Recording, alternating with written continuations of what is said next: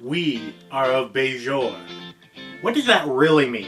You'll find out right after this. Hey everybody, I am Taylor from Beard vs. Geek, where I show you it is okay to be a man and a geek at the same time. Today we are heading into Warp Factor 9, that's right, 9, and going into Star Trek. Specifically, we are talking about the Prophets, or as you Federation types like saying, the wormhole aliens. Frequently, these prophets say something to Sisko, who is the emissary and who has direct contact with the prophets on a fairly regular basis.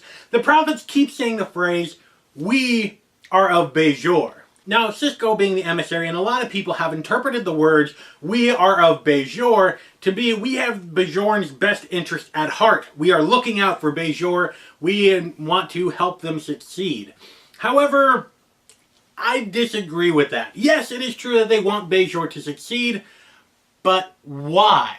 These are beings that are unprecedented within Star Trek. These wormhole aliens constructed the first stable artificial wormhole in the entire freaking galaxy, which in Star Trek is kind of a big deal. To explain them the concept of time and of linear existence, that your past can affect your future. This concept is foreign to the prophets and needs to be retaught to them on several occasions. And yes, they were able to maintain the lesson when it comes to Grand Nagus Zek, but they needed to be reminded again about the poet who should belong several hundred years in the past and not like now, because that kind of messed things up.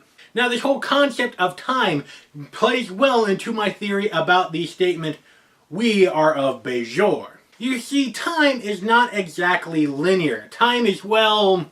People assume that time is a strict progression of cause to effect, but actually, from a non-linear, non-subjective viewpoint, it's more like a big ball of wibbly-wobbly, timey-wimey stuff. That sentence kind of got away from you. It got away from me, yeah. Don't blink. Whatever you do, don't blink.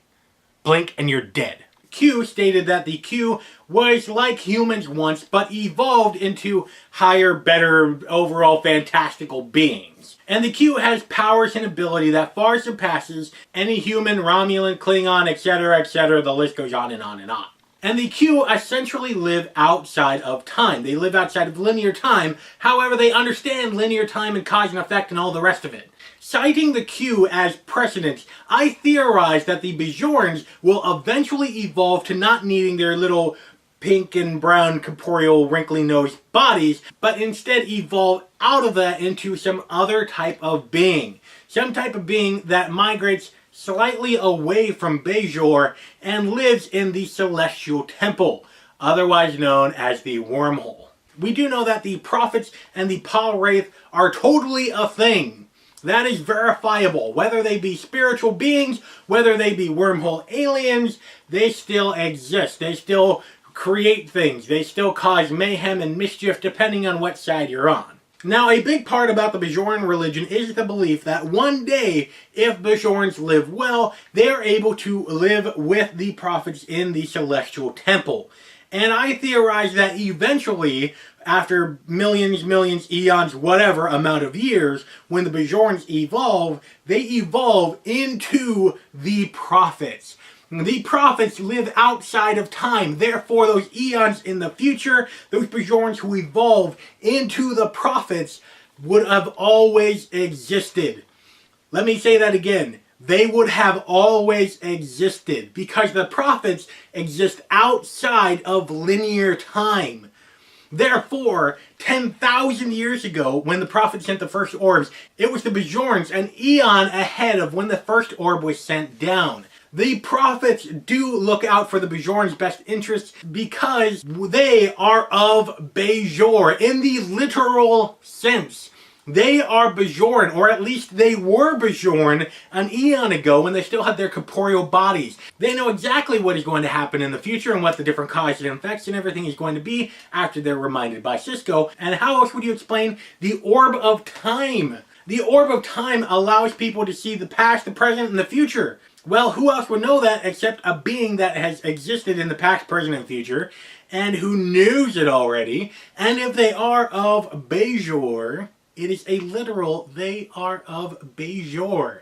If they weren't, why would they be parked out right outside of Bajor instead of a place where they never have to deal with the humans and the Bajorans and the Cardassians and the Minion and all the rest of the little things? When they don't have an emissary popping in on them every now and then and saying, hey, what do you want me to do, folks? So in the end, what do you think? Do you believe, as I do, that the prophets are literally Bajorans who have evolved to a state outside of corporeal existence and outside of linear time?